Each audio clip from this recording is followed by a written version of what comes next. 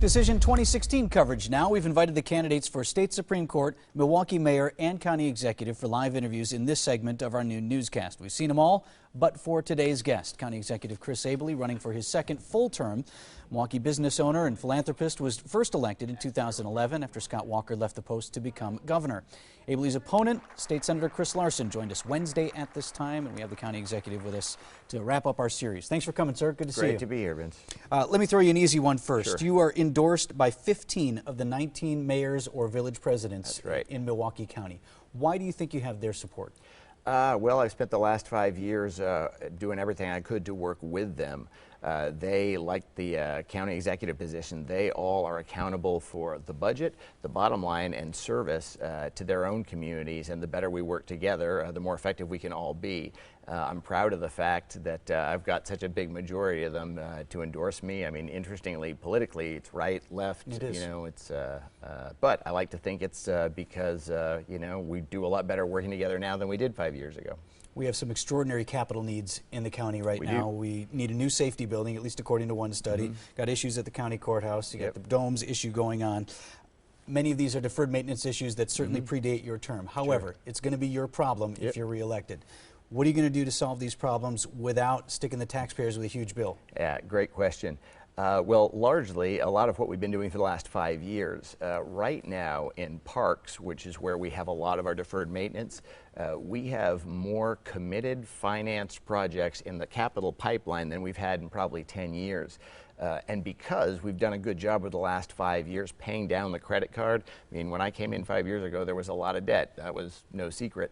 But because we've dropped hundreds of millions off the debt and the liability, every year we're paying a lot less on a debt service, which means we have more that we can put into services that we've been restoring and into capital and catching up on building maintenance. So we've made a lot of progress, and I think that we can actually accelerate that going forward. I believe you stuck to the zero tax levy increase pledge each one of your budgets. Will you continue to do that moving forward? I think so.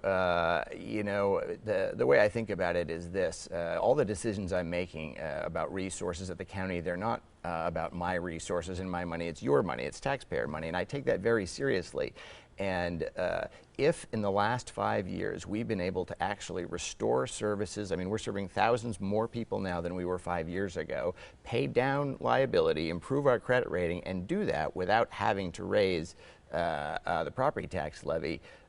You know, I mean, call me old-fashioned, but I'm going to wait as long as I can to raise the levy if I don't think I have to. And I think there's a lot more we can do.